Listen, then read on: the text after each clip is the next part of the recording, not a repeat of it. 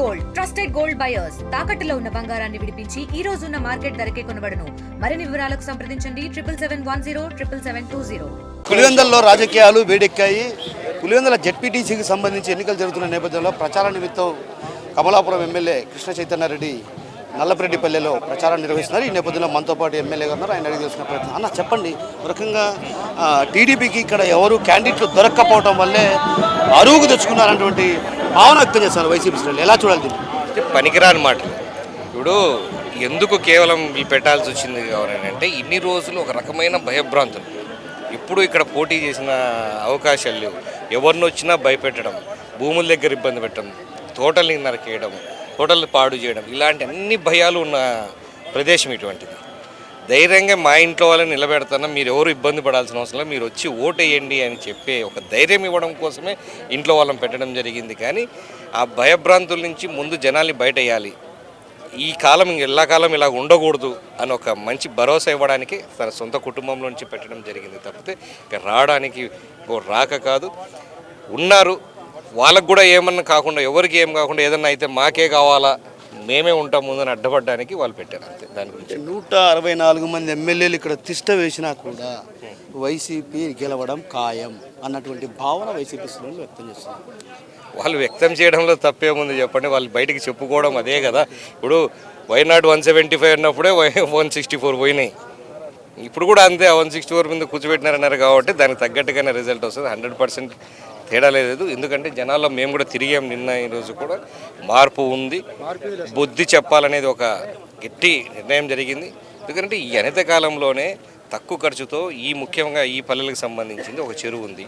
ఆ చెరువుకు నీళ్ళకి తెచ్చే కార్యక్రమం ఇన్నేళ్ళుగా వాళ్ళు ముఖ్యమంత్రి ఉండి కూడా చేయడంలో ఒక చిన్న తక్కువ ఖర్చుతో అది రవీంద్రనాథ్ రెడ్డి గారు చేయించారు.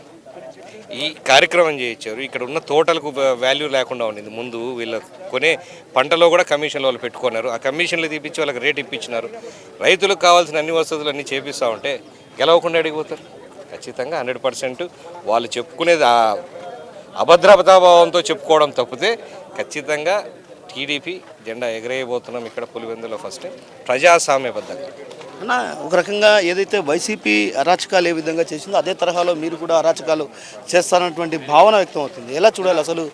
మీరు కూడా రాబోయే అంటే ఈ ఎన్నికల్లో ప్రధానంగా ఇప్పటికే భయభ్రాంతులకు గురి చేస్తున్నారు అన్నటువంటి భావన వైసీపీ శ్రేణులు కూడా వ్యక్తం అవుతున్న పరిస్థితి. ఎలా చూడాలి దీన్ని? ఒక ఎగ్జాంపుల్ చెప్పండి, భయభ్రాంతులు చేస్తున్నామని చెప్పేసి దొంగే దొంగ దొంగ అంటుంటారు.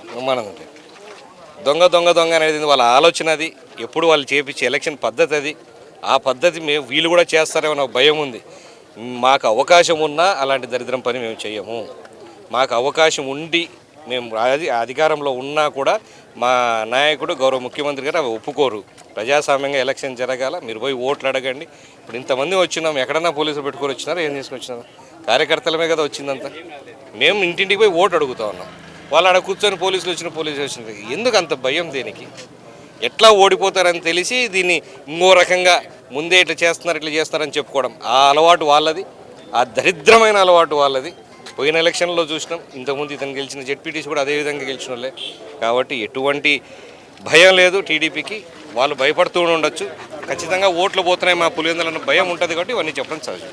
అంటే ఒక రకంగా బీటెక్ రవి కావచ్చు, ఇక్కడ ఉన్నటువంటి స్థానికంగా ఉన్నటువంటి ఎమ్మెల్సీ రామ్ గోపాల్ రెడ్డి ఇద్దరు కూడా కేవలం కమిషన్ల కోసమే, ఇక్కడ ఉన్నటువంటి ఈ ప్రాంత ప్రజల ప్రయోజనాల కోసం ఎక్కడా పాటుపడలేదన్నటువంటి భావన సతీష్ రెడ్డి గారు వ్యక్తం చేస్తున్నారు. ఎలా చూడాలి దీన్ని?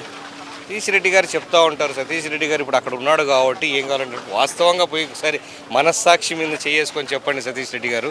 ఇంతకు ముందులాగా ఇక్కడ అరటి చెట్లకు, అరటి తోట, అరటి పంట మీద కమిషన్లు తీసుకుంటున్నారా? ఎర్రబల్లె చెరువుకి ఇంత దగ్గరలో ఉంది, ఇన్నిసార్లు పోయి రైతులు అడిగితే వీళ్ళ మెసేజ్ కూడా పైకి తీసుకోలేనటువంటి పరిస్థితి. అది వీళ్ళకి తెలిసిన వెంటనే పని చేయించడం వాస్తవం కాదా?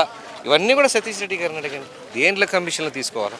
ఇదే మళ్ళీ చెప్తున్నా కదా, వాళ్ళకి అలవాటు అయిన పనులని వీళ్ళు చేస్తారేమో అని భయం తప్పితే అలాంటివి చేసే ఆలోచనలో లేరు. ఎవరు కూడా రెస్పెక్ట్ఫుల్గా బతుకుతున్నారు. వాళ్ళు ఆ రెస్పెక్ట్ కోరుకుంటున్నారు. మాకు కావాల్సింది ఇక్కడంతా మర్యాదే, గౌరవం. ఆ గౌరవం కోసమే మేము పోరాడుతున్నాం. జనాల పక్షాన పోరాడతాం. అంతకు మించి మాకు ఏ అవసరం లేదని చెప్పి వాళ్ళు నిలబడుకున్నారు.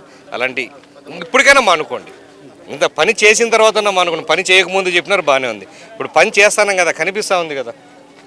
ఎప్పుడన్నా మానుకోండి అలాంటి మాటలు మాట్లాడండి. అంటే పోలింగ్ సందర్భంగా కూడా మీరు కొంత అరాచకాలు సృష్టించే అవకాశాలు లేకపోయినటువంటి భావన, అటు అనుమానాలు కూడా వ్యక్తం. చెప్తాం కదా, వాళ్ళ ప్లాను, వాళ్ళ అరాచకాలు సృష్టించడానికి ప్రయత్నం చేస్తారు. మేము కట్టడి చేస్తాం, మేము జనాల్లో ధైర్యం చెప్తా ఉన్నాము, మీరు వచ్చి ప్రశాంతంగా ఓటు వేయండి అని చెప్పి. వాళ్ళు మీరు ముందే జరగడం జరుగుతాయి, మీరు రావద్దని అని చెప్తా ఉన్నారు. ధైర్యం ఉంటే ప్రజాస్వామ్యంగా జరుగుతుంది. మీరు ఇంతమంది మీడియా వాళ్ళు ఉన్నారు, మీరు కూడా రిపోర్ట్ చేస్తారు కదా. మా ఆలోచన ఒకటే, ఎలక్షన్ ప్రజాస్వామ్యంగా జరగాల, అది జరిగితే మేము గెలుస్తాం. ఈసారి జరిపిస్తాం కూడా ప్రజాస్వామ్యబద్ధకంగా. వాళ్ళది జరిగితే ఓడిపోతారని చెప్పి ముందే భయభ్రాంతులు చేస్తారు. ఆ గలాటలు లేపేది వాళ్ళే, పక్కన వాళ్ళ మీద వేసేది వాళ్ళే.